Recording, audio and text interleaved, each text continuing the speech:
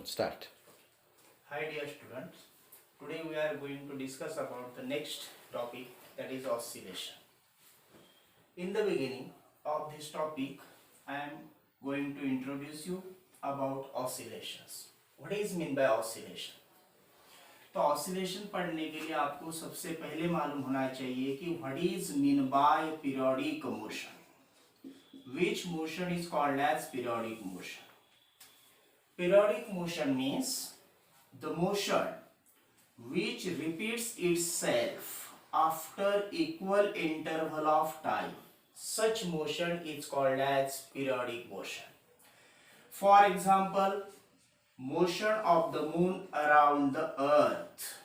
It is the circular motion, but it is a periodic motion. Why it is periodic motion? Because moon complete its revolution around the earth in 27.3 days. Similarly, earth revolves around the sun. Earth complete its revolution in 1 year. That's why this motion is nothing but the periodic motion. Therefore, what is meant by periodic motion? The motion which repeats itself after equal interval of time. Such motion is called as a periodic motion. Now, we have to discuss about the oscillatory motion or oscillation. What is meant by oscillatory motion? In our daily life, routine life, we face so many examples of this oscillatory motion or vibratory motion. Oscillatory motion is also called as vibratory motion. Now, the motion of prongs of tuning fork are nothing but the oscillatory motion. Motion of pendulum of clock is nothing but the oscillatory motion. Motion of needle of sieving machine is nothing but the oscillatory motion. Therefore, what is meant by oscillatory motion? Suppose हम यहाँ पे एक path निकालते हैं कि prong जो है tuning fork के, ये प्रॉन्ग्स ऐसे यहाँ पे वाइब्रेट हो रहे हैं. ये जो पोजीशन होती है प्रॉन्ग की, this position is called as mean position. And ये जो दो पोजीशंस है यहाँ पे, this position is called as extreme position, as well as this position is also called as extreme position. Now, here particles start the motion. For example, motion has started from the mean position. Particle reaches to the another extreme position, then comes to the mean position, once again reaches at the another extreme position, then come to the mean position.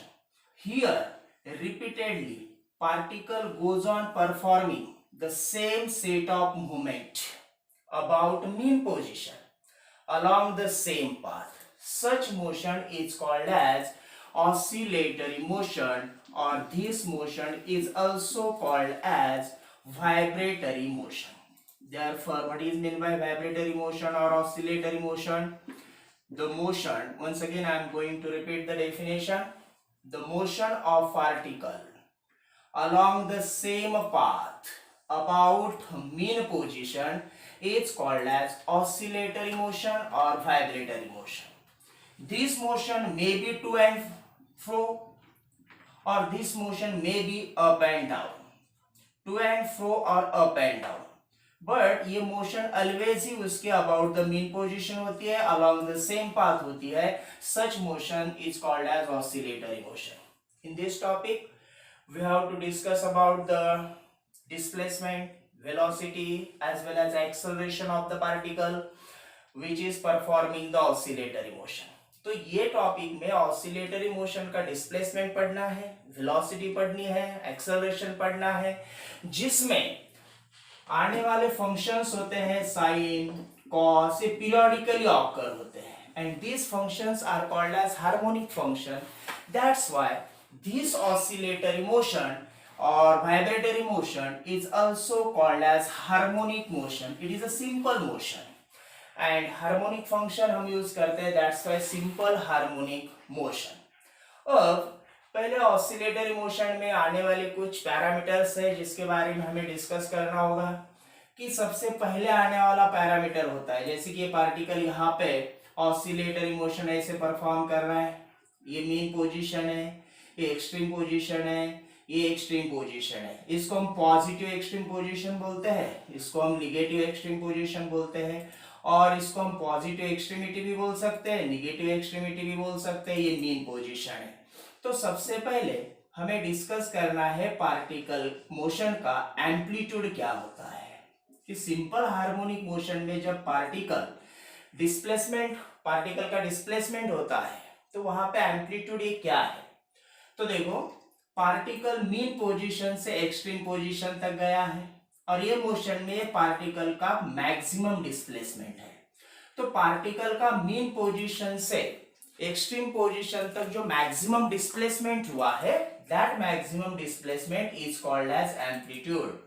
Therefore, what is meant by amplitude? The maximum displacement of the particle performing oscillatory motion from its mean position. Maximum displacement from its mean position is called as amplitude. Amplitude a displacement है, that's why इसका SI unit आपको मालूम ही होगा, and that is nothing but the meter. उसके बाद we have to discuss about the path length of SHM या path length of the oscillatory motion. Now what is meant by path length? Path length means particle जब oscillatory motion perform करेगा तो इसका path यहां से लेके यहां तक है, ये पॉजिटिव एक्सट्रीमिटी है और ये नेगेटिव एक्सट्रीमिटी है।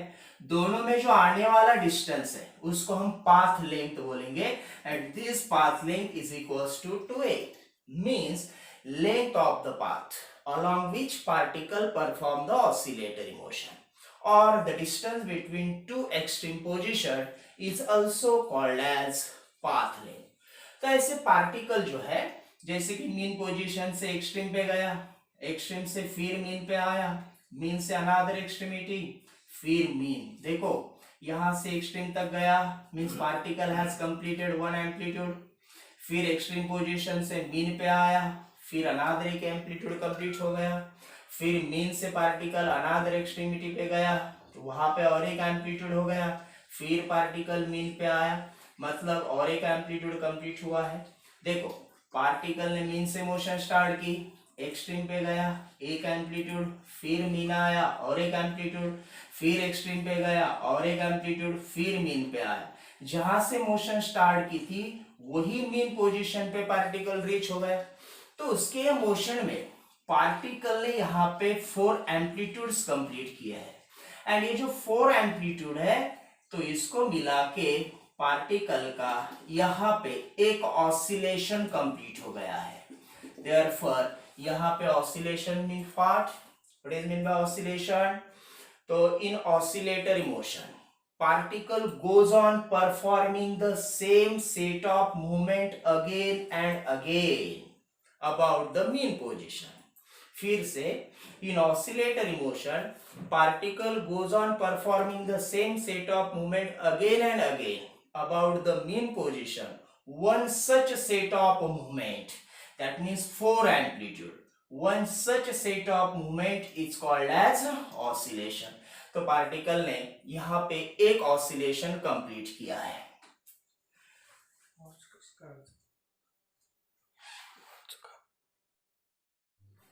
Particle performing the simple harmonic motion or oscillatory motion. Now, particle move from the mean position to the extreme position. That means particle has completed one amplitude.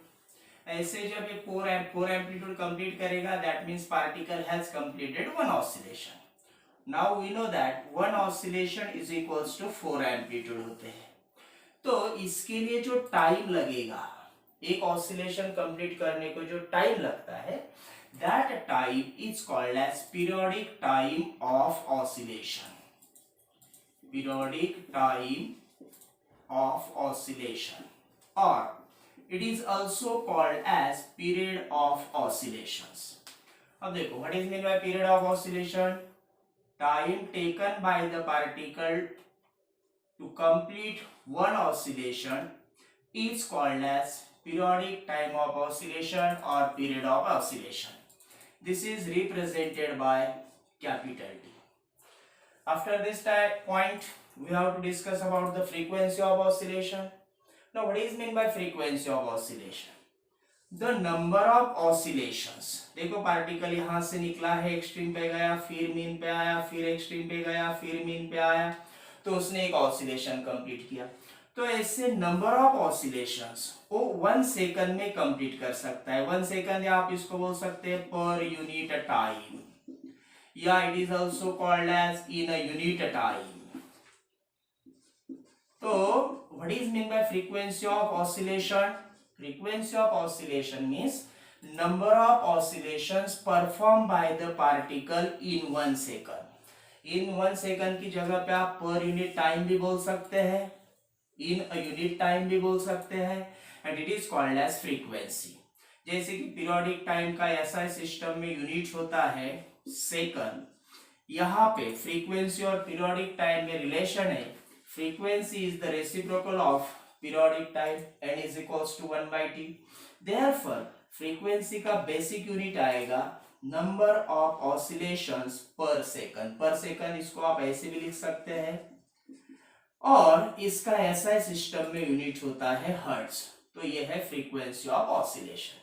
हमने अभी तक क्या पढ़ा है कि ऑसिलेशन क्या होता है, एम्पलीट्यूड क्या है, पाथ लेंथ क्या है, periodic time of oscillation, frequency of oscillation. तो ये जो ऑसिलेटरी मोशन हमने यहाँ पे पढ़ी है, this oscillatory motion is also called as simple harmonic motion. Now what is mean by simple harmonic motion? Why this oscillatory motion is called as simple harmonic motion? तो इसको सिंपल हार्मोनिक मोशन इसलिए बोलते हैं, जैसे कि पहले मैंने आपको बता दिया है कि ऑसिलेटरी मोशन में, वाइब्रेटरी मोशन में हमें जब डिस्प्लेसमेंट, वेलोसिटी, एक्सेलरेशन के डेरिवेशंस ऑब्टेन करने हैं, तो उसमें साइन फंक्शन आता है, कॉस फंक्शन आता है, एंड ये हार्मोनिक फंक्शन है. That's why oscillatory motion is also called as simple harmonic motion. Simple harmonic motion के दो टाइप्स हैं. एक है linear simple harmonic motion, and second one है angular simple harmonic motion. In short इसको हम SHM बोलते हैं, इसको हम LSHM बोलते हैं, ये ASHM है. तो लीनियर SHM को सिंपली आप SHM बोलेंगे तो भी चलेगा. तो अभी हमें पढ़ना है what is mean by linear simple harmonic motion. तो linear simple harmonic motion detail में पढ़ने के लिए हमें यहाँ पे स्प्रिंग मास ऑसिलेटर का यूज करना है. तो इसके लिए मैंने यहाँ पे एक रिजिड सपोर्ट लिया है, रिजिड सपोर्ट को एक स्प्रिंग अटैच किया है, स्प्रिंग को एक ब्लॉक अटैच किया है, ब्लॉक को मैंने ऐसे स्मूथ हॉरिजॉन्टल सरफेस पे रखा है, यहाँ पे कोई भी फ्रिक्शन नहीं होगा. अब अनस्ट्रेच्ड स्प्रिंग है, मैंने अब स्प्रिंग को स्ट्रेच कर दिया है, ब्लॉक को इधर पुल किया है, तो ब्लॉक यहाँ पे ये पोजीशन पे आ गया. पहले अनस्ट्रेच्ड लेंथ थी, तो ब्लॉक की पोजीशन ये थी. अब हमने ब्लॉक के ऊपर फोर्स अप्लाई किया, उसको एक्सट्रीम पोजीशन तक लेके गए, तो स्प्रिंग की वजह से यहाँ पे एक फोर्स प्रोड्यूस होगा, और ये फोर्स डायरेक्टेड होगा टुवर्ड्स दिस पोजीशन, मतलब टुवर्ड्स द मीन पोजीशन होता है. जितना ज्यादा डिस्प्लेसमेंट आप मीन पोजीशन से उसका करेंगे, उतना ज्यादा रिस्टोरिंग फोर्स यहाँ पे स्प्रिंग की वजह से ब्लॉक में प्रोड्यूस होगा, और ये ब्लॉक को टुवर्ड्स द मीन पोजीशन पुल करेगा. जैसे ही आप ब्लॉक को रिलीज करेंगे, फोर्स यहाँ पे अप्लाई हो रहा है, and according to Newton second law we know that जब हम बॉडी के ऊपर फोर्स अप्लाई करते हैं तो वहां पे एक्सेलरेशन भी प्रोड्यूस होता है. तो एक्सट्रीम पोजीशन पे फोर्स जो प्रोड्यूस हुआ है ये मैक्सिमम है. जितना ज्यादा डिस्प्लेसमेंट आप करेंगे उतना ज्यादा फोर्स एक्सट्रीम पोजीशन पे प्रोड्यूस होगा. अब हमने ब्लॉक को रिलीज किया है, block to move toward the mean position. Block जब मीन पोजीशन की तरफ आने की कोशिश करेगा, जैसे ही ब्लॉक यहाँ पे रीच होगा, इसमें इनर्शिया है, और इनर्शिया ऑफ मोशन होने की वजह से ये मीन पोजीशन पे आके नहीं रुकेगा, ये फिर दूसरे एक्सट्रीम पोजीशन पे जाके रुकेगा, और यहाँ पे स्प्रिंग को कॉम्प्रेस करेगा. कॉम्प्रेशन की वजह से फिर यहाँ पे एक स्प्रिंग फोर्स प्रोड्यूस होगा, जिसको आप रिस्टोरिंग फोर्स भी बोलते हैं. रिस्टोरिंग फोर्स रिस्टोर करने वाला फोर्स होता है. फिर यहाँ पे भी रिस्टोरिंग फोर्स है, यहाँ पे भी रिस्टोरिंग फोर्स है। अब देखो अगर आप ये डॉटेड लाइन यहाँ तक ड्रॉ करेंगे, ये यहाँ से यहाँ तक ड्रॉ करेंगे, तो ये पोजीशन जो हो गई ये एक्सट्रीम पोजीशन है, ये भी एक्सट्रीम पोजीशन है, ये पॉजिटिव एक्सट्रीमिटी है, ये निगेटिव एक्सट्रीमिटी है। देखो यहाँ पे हमने क्या डिस्कस किया है कि जब ब्लॉक यहाँ पे मीन पोजीशन पे था, हमने उसको पुल करके एक्सट्रीम पोजीशन तक लेके गए। एक्सट्रीम पोजीशन पे जाने के बाद उसमें एक फोर्स प्रोड्यूस हो गया है। जैसे आप ब्लॉक को रिलीज करेंगे, block move towards the mean position, लेकिन मीन पोजीशन पे आने के बाद ये रुकेगा नहीं, क्योंकि इसमें इनर्शिया ऑफ मोशन है। ये दूसरे एक्सट्रीम पोजीशन पे जाएगा, स्प्रिंग को कॉम्प्रेस करेगा, फिर यहाँ पे ब्लॉक में स्प्रिंग की वजह से और एक फोर्स यहाँ पे प्रोड्यूस होगा, जो फिर से किधर डायरेक्टेड है, टुवर्ड्स द मीन पोजीशन। लेकिन फिर यहाँ पे आके नहीं रुकेगा, फिर इनर्शिया की वजह से एक्सट्रीम पोजीशन पे जाएगा, और ऐसे ही ये ऑसिलेट होते रहेगा। मतलब ये सिंपल हार्मोनिक मोशन परफॉर्म करेगा, और ये simple harmonic motion along straight line है। That's why this is called as linear simple harmonic motion. Linear simple harmonic motion का और एक एग्जांपल है, जैसे कि आपने सिंपल पेंडुलम लिया, सिंपल पेंडुलम को मीन पोजीशन से डिस्प्लेस किया, उसका एंगुलर डिस्प्लेसमेंट अगर 10 डिग्री या 10 डिग्री से लेस है, तो वो सिंपल पेंडुलम की मोशन भी लीनियर सिंपल हार्मोनिक मोशन हो जाएगी। लेकिन अगर उसका एंगुलर डिस्प्लेसमेंट 10 डिग्री से ज्यादा हुआ, तो ये लीनियर सिंपल हार्मोनिक मोशन नहीं रहेगी, ये हो जाएगी एंगुलर सिंपल हार्मोनिक मोशन।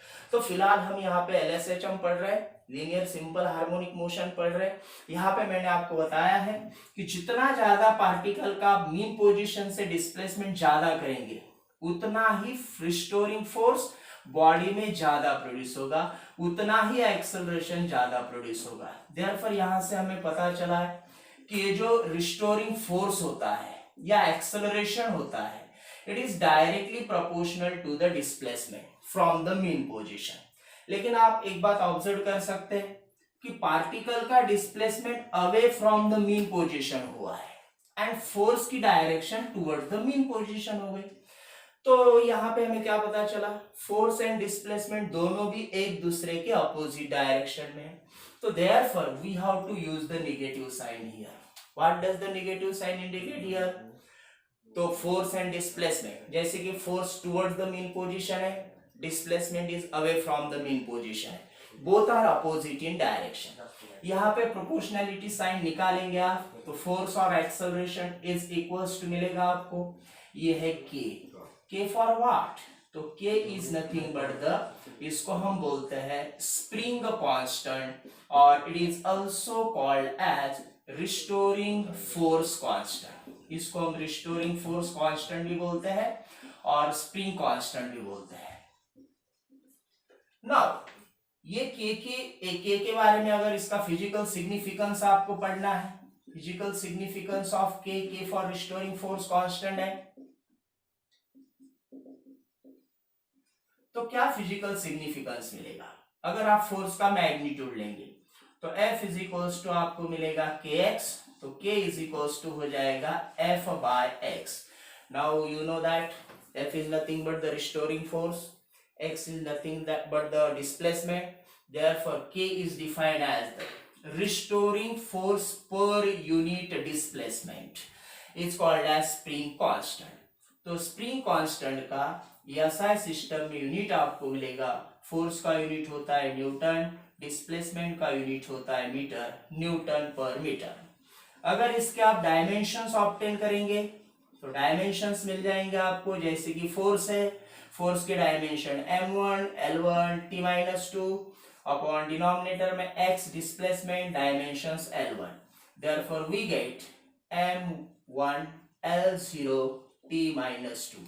ऐसे डायमेंशन वाली और एक फिजिकल क्वांटिटी फिजिक्स में आती है जो है सरफेस टेंशन। सरफेस टेंशन के डायमेंशंस अगर आपको पढ़ने, देखो सरफेस टेंशन हम फ्लूइड मैकेनिक्स में पढ़ने वाले हैं। Surface tension is nothing but the force per unit length होता है। तो फोर्स मतलब similar dimension, length same dimension, तो surface tension and restoring force constant जो होता है दोनों के डायमेंशन सेम है।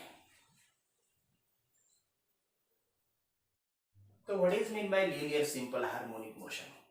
जैसे आपको मालूम है कि पार्टिकल का डिस्प्लेसमेंट मीन पोजीशन से एक्सट्रीम पोजीशन तक जितना आप ज्यादा करेंगे उतना फोर्स ज्यादा प्रोड्यूस होगा. Force is directly proportional to the displacement and both are opposite in direction. Therefore, what is meant by linear simple harmonic motion?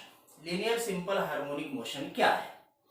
तो इसके डेफिनेशन से बहुत डेफिनेशन के लिए इसके नाम से हमें बहुत सारी इंफॉर्मेशन मिलती है. जैसे कि देखो, linear simple harmonic motion is a linear periodic oscillatory motion.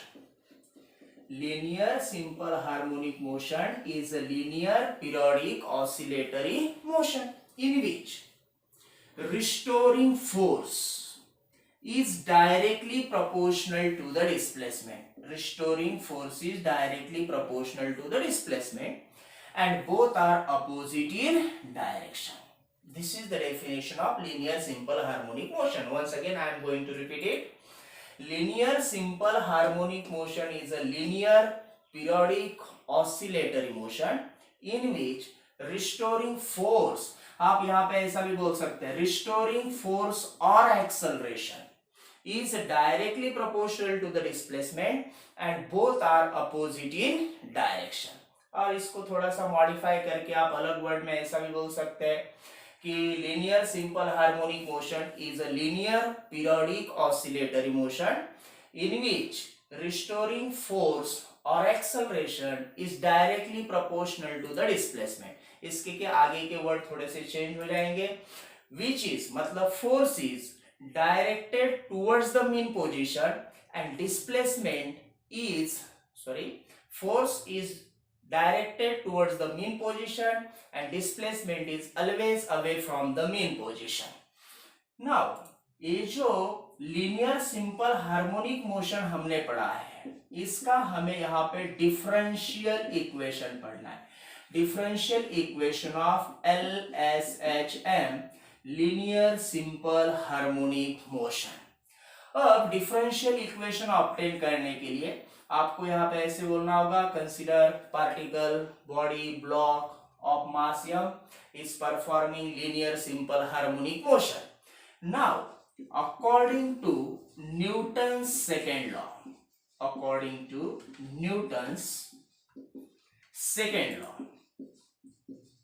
we can write F is equals to mass into acceleration, but we know that acceleration is nothing but the rate of change of velocity with respect to time and velocity is nothing but the rate of change of displacement with respect to time. Now substitute this value of velocity in acceleration.